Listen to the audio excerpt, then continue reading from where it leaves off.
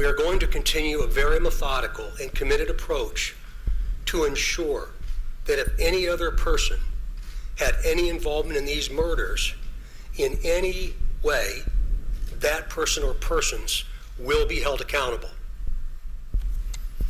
This investigation is far from complete, and we will not jeopardize its integrity by releasing or discussing documents or information before the appropriate time. Hey guys, it's Vanessa from Unmasked. There are a few updates I wanted to go over in the Delphi case. In a surprising turn of events, prosecutors filed a motion yesterday to drop 5 counts of CP possession against Keegan Kline of Peru, Indiana. Keegan Kline was originally charged with 30 counts, including child exploitation, child solicitation, and obstruction of justice, along with various other related counts in connection with the Anthony Schatz social media profile. The Anthony Schatz account was a catfishing account that used pics of a male model to elicit photos from underage girls and attempt to arrange meetups. This account was in contact with Libby German the night before the murders and possibly the very last person other than family to be in communication with the girls before they were killed. He also denied ever trying to meet any of the underage girls who sent him pictures. We also know that Keegan had deleted Instagram, Snapchat, and the Meet Me app on one of his devices before giving it to police. CNN interviewed Kline in jail in February of 2022. Were you ever trying to meet these girls in real life that you were talking to? No, never. Did you have anything to do with the murders of Abby or Libby? Not at all. And I gave up my DNA, a hair follicle test. I've done everything they wanted me to. Police would not confirm whether or not Kline has indeed submitted DNA. The Anthony Schatz account was opened in July of 2016, only 7 months before Abby and Libby were murdered.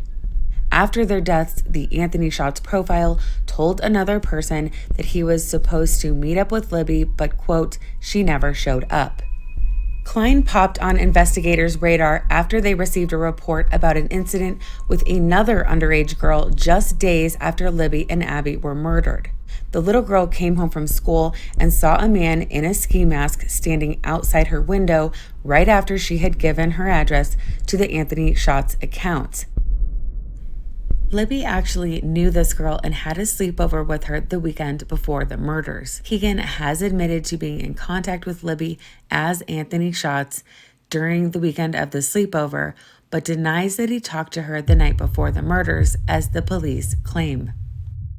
With everything we know now, it kind of makes you wonder if the man in the ski mask was actually Richard Allen. Police arrested Kline for those charges on August 29, 2020. He was awaiting trial in a Miami County jail since that time. Keegan has not been charged with anything connected to the girls' murder so far, but the timing of how everything rolled out is very telling in my opinion. After removing Keegan Kline from jail in late August of 2022, investigators began a 5-week search of the Wabash River near Kline's home in Peru in the end of September 2022. The court order on why Keegan was released to the Indiana State Police was sealed. Interestingly, Kline's attorney said he was, quote, exploring other legal options and in negotiations with the prosecutor. The exact objects they were searching for are unknown at this time. Of course, we've all heard rumors on what they might be. Regardless, it's widely believed that they were in relation to the murders of Libby and Abby. Then, a few weeks after the search, investigators wearing plain clothes searched the property of Richard Allen in Delphi. Neighbors reported that the search was executed around 10 days before Allen was arrested and that it lasted for about 12 hours. Investigators seemed to concentrate on the fire pit and the backyard, which neighbors thought was odd because they never remembered them burning anything. They searched into the night, taking photos and sifting through the dirt. It really does seem as if the two are directly connected because of the timeline and the events that have transpired over the past few months. When you put all of that together, plus the news today that prosecutors are seeking to drop 5 of Keegan Kline's charges, It would lend even more support to the speculation that some type of deal was made in exchange for information on the murders and Richard Allen. Keegan Kline is being held on a $265,000 bond. His next court appearance is scheduled for January 19th of 2023. Allen has no bond and is tentatively scheduled for trial on March 24th. In other interesting news today, Judge Benjamin Diner has recused himself from the Delphi murders case amidst fear for he and his family's safety. It was reported that some people in the media are publishing photos of his family, and when you couple that with the growing frenzy we're seeing around the release of these probable cause documents, my personal opinion, I really don't blame him for being concerned. People are crazy. Earlier today, we had heard that the judge requested help from state authorities in dealing with the brewing storm that is surrounding requests for more information to be released on why Richard Allen was arrested.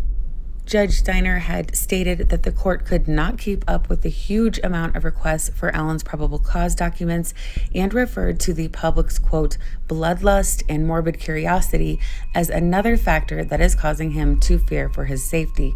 However, I don't agree that the public's thirst for information is anything evil or bad intentioned. People are very invested in this case, and it's been years. They want answers. However, I think in this particular case, we're going to have to be a little more patient. The case will now be handled by a special judge from Allen County. The court also made a request today to move Richard Allen to a state facility. In the motion, he cited his opinion that Allen is in imminent danger of getting hurt or killed as he awaits trial. Allen wore body armor to his court appearance last week. The request to move Allen to a state prison was granted this afternoon. I do want to say that while I also report on true crime and we all love to have every piece of information and every piece of the puzzle in front of us, I am a bit conflicted at the urgent push to have the documents released if there's any chance whatsoever that it could jeopardize the investigation. The German family also spoke out on social media today, saying that it is their wish that the documents remain sealed. These girls deserve justice, and I just think that should be everyone's main focus and priority at this time. Don't come for me, just my opinion, after such a long wait for an arrest. Allen is due back in court next week, and then 5 days after that, there is a hearing on whether or not more documents will be unsealed. It will be very interesting to see what unfolds over the next month or so. Thank you guys so much for watching. Please like, subscribe, and hit the notification bell so you'll be notified of my videos on this case and many others.